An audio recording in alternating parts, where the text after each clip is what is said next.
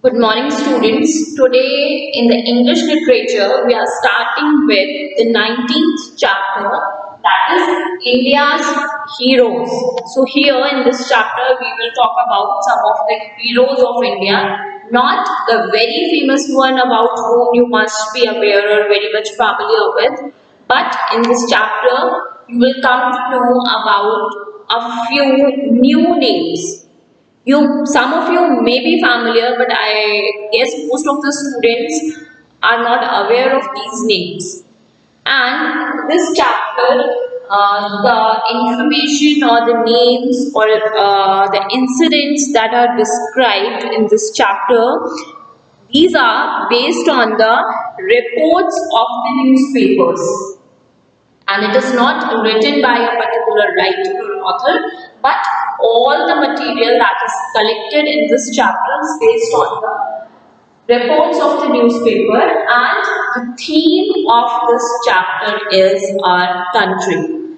So, when we are talking about the India's heroes, obviously the theme is our country because we are talking about the heroes of our country. Some of the famous quotes are given here. First, peace is not a relationship of nations, it is a condition of mind brought about by a serenity of soul. Peace is not merely the absence of war, it is also a state of mind. It is said by Jawaharlal Nehru that peace is not just the good relationship or the kind of relationship between the two nations. It is a state of mind. It is a condition which is brought to mind. Means if between the two nations the relations are very peaceful, but inside the mind, if you are not able to feel that thing, to be at calm, then that is not peace. So it is a state of mind. The next quote is by George Bernard Shaw. Peace is not only better than war, but infinitely more arduous. Means definitely it is much better than war. Now, the next quote is given by Martin Luther King Jr. Peace is not merely a distinct goal that we seek, but a means by which we arrive at the goal. Means here, your destination and the way you will reach to your destination or the way you will achieve your goal, both is peace. If you want the peace in your life, then you have to follow a peaceful path. Then only if you want to have peace in your life and you are continuously involved in the war, how can you have peace in your life?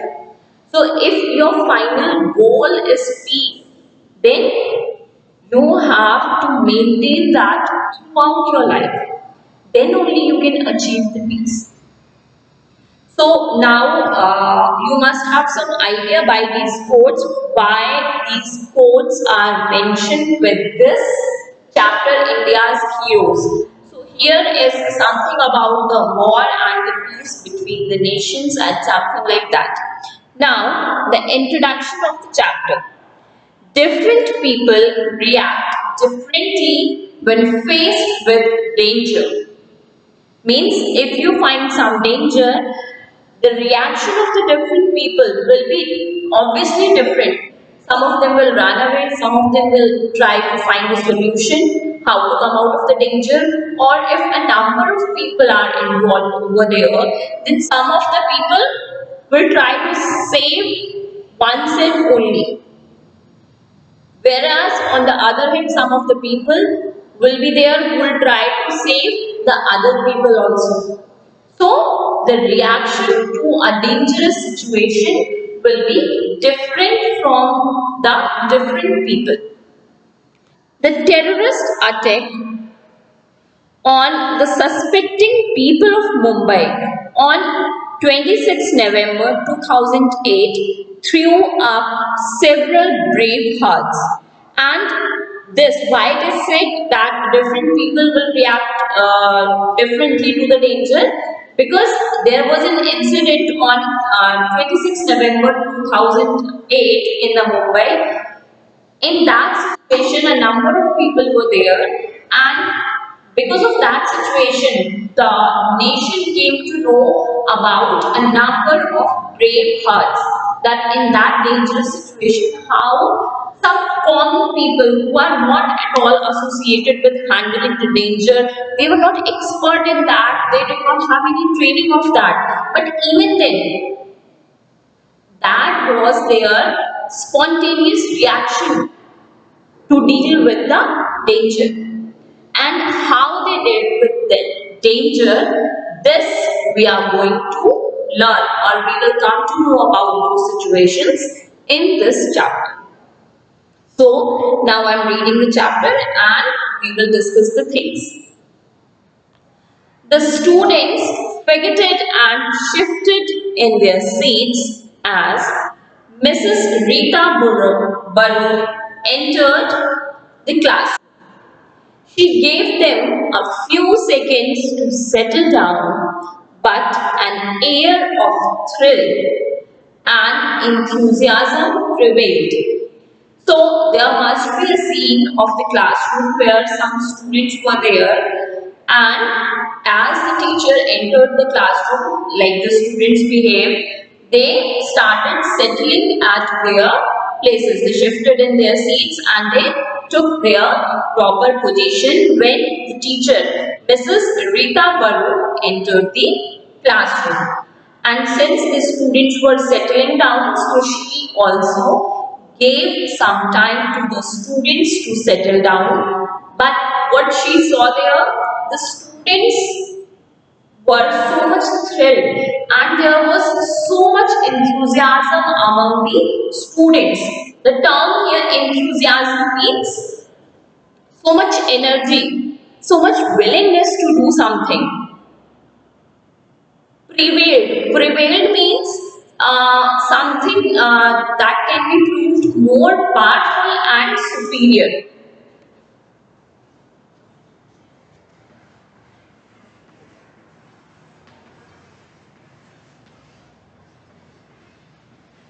Prove more powerful or superior. So that was the kind of the environment inside the classroom, or that was the state of mind of the students who were sitting in the classroom. Let us begin our lesson for today. She addressed an eager class 8A. Oh wow, this is also class 8A. How many of you are ready with your speeches on what you would like to be when you grow up? You people also must have faced this question a number of times, that what do you want to become when you grow up?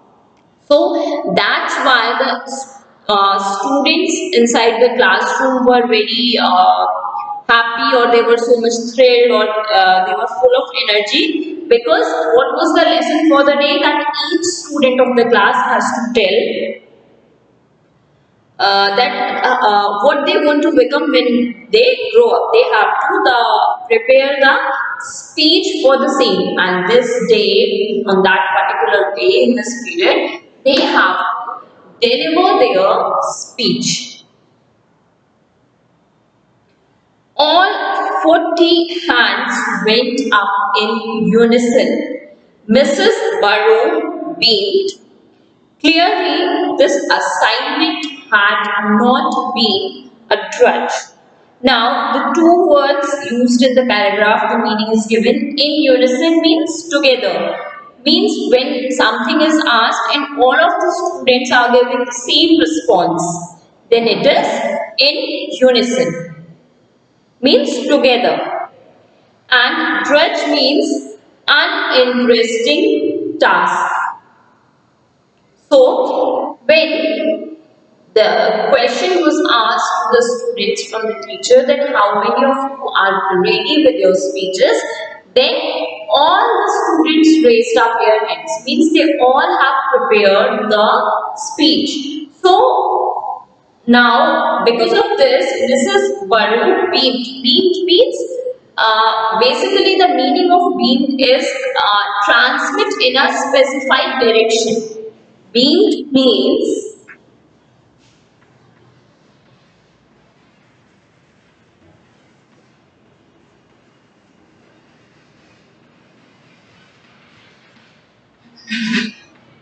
in a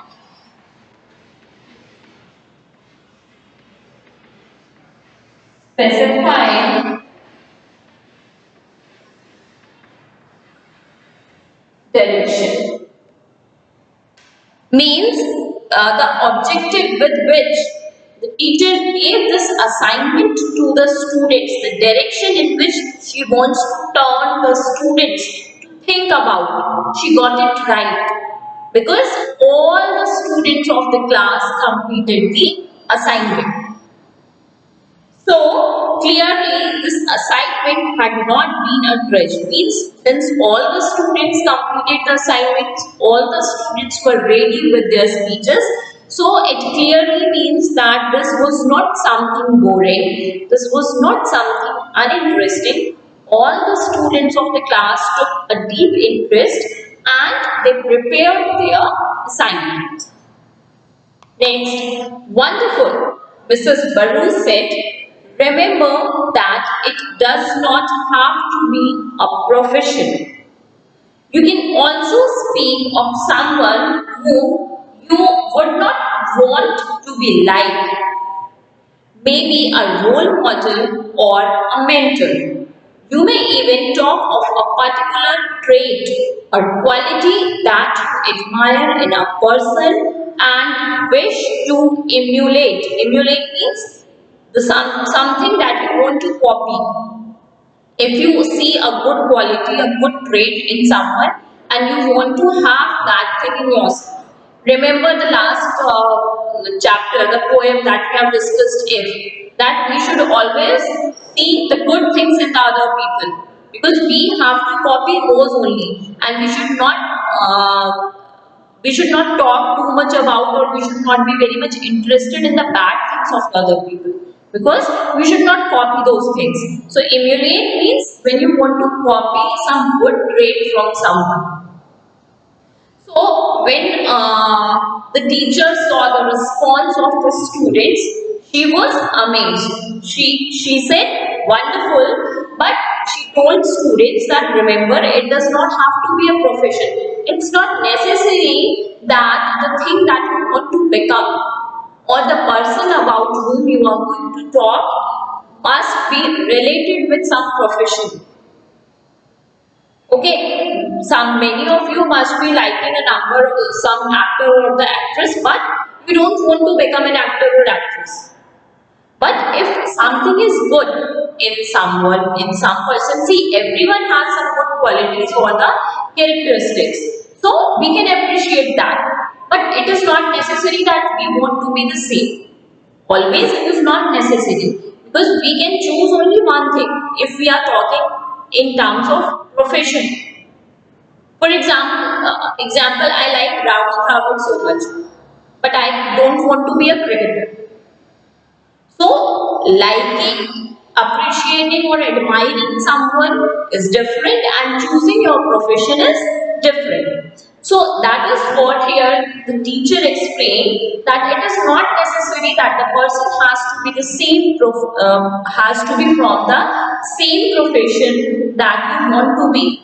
It can be a role model, it can be a mentor. Mentor means basically the one who provides you some training or some guidance, or you can like that person because of some good qualities of that person.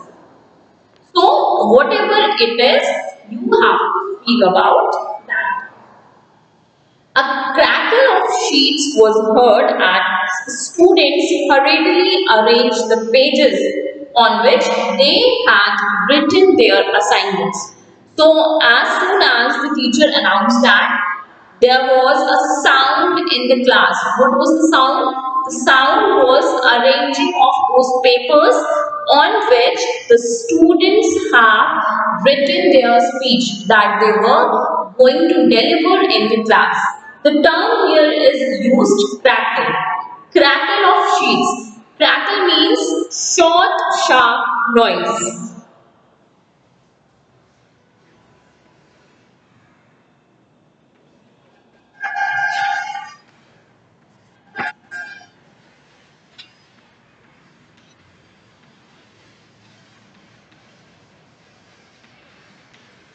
Means when the students were arranging the sheets, there was a very short time. The noise was there for a very short duration, but it was sharp. So, for example, you must have noticed this when the teacher asks the students to shift or arrange their seats. All the students start dragging their chairs or the tables. So that is the crackle, but that is for a very short period of time. So crackling is short, sharp noise. The noise is very sharp for that moment, but it is short.